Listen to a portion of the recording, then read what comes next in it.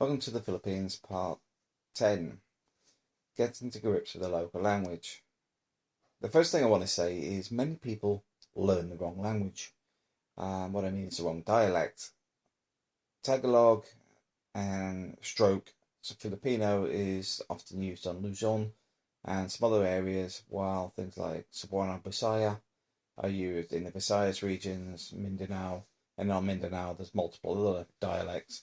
So where you're going will actually have an influence, because if you spent the last 6 months learning a language with Rosetta Stone, for example, you may be learning the completely wrong language.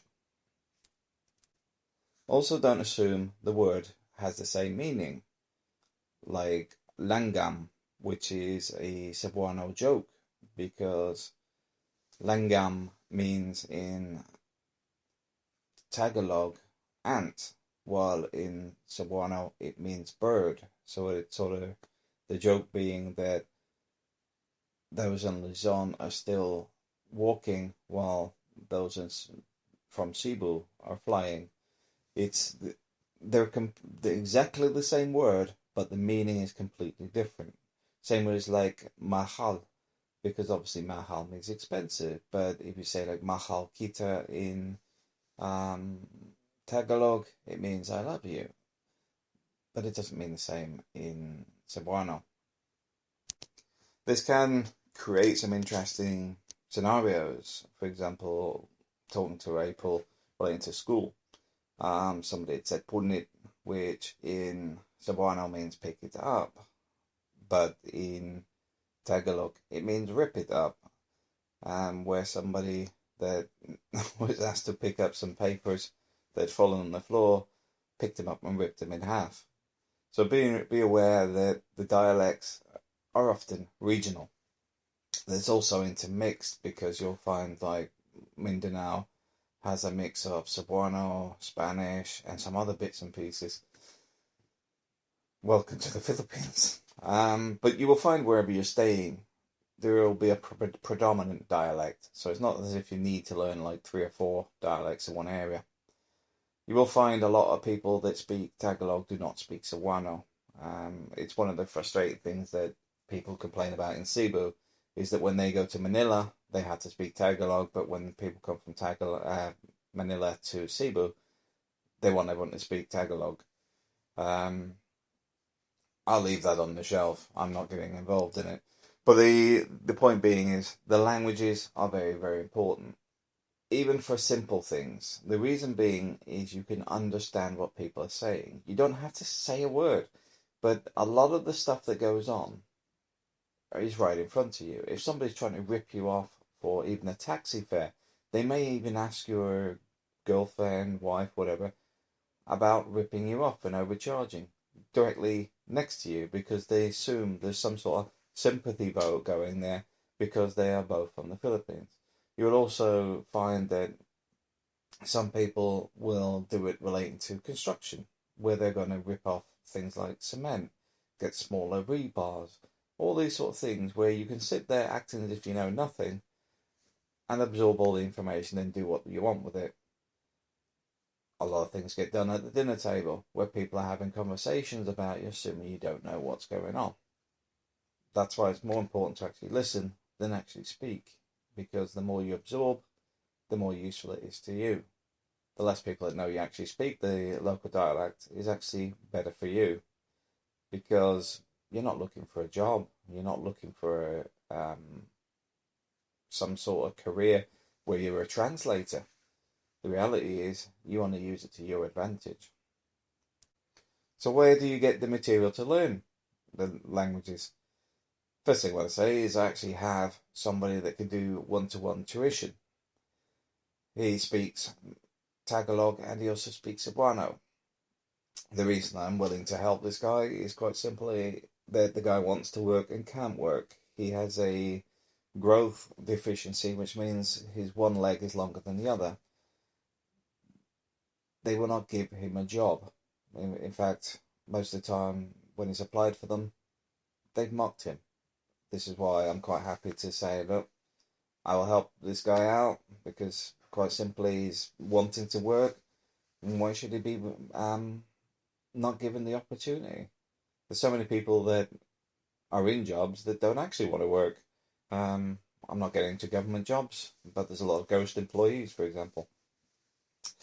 But the reality is, if you need somebody to help you with your languages, this guy is capable of doing it. He's also a qualified music teacher. The only problem is he's had to sell all his instruments due to his plight, which is why I want to try and help the guy out. He's an educated guy. He just fell on hard times. The other thing is YouTube. YouTube, you will find there's a lot of stuff on Tagalog and a bit about Cebuano. There is also some missionary guides if you know where to look online, where they'll actually have all the language guides available. But they are normally for things like the missionary service or some of these other non-government organisations, but they have been structured really well, which is why they're quite useful if you can find them. They're a bit better than a tourist language book, because obviously these have been written by people that have been learning the language as they went, and obviously kept the documents and structured them based on how they learned the language. So it's quite a useful source of information. The other side of this is, if you're struggling with this, just start with snippets.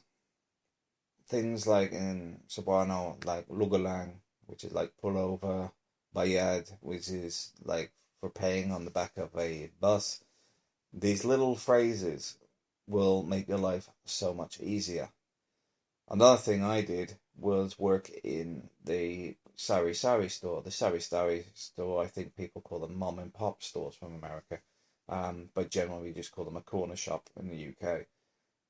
Working in there, you will have people approach you for everyday items. Some of it is quite amusing because there is certain words missing from the vocabulary. There is words they've also substituted.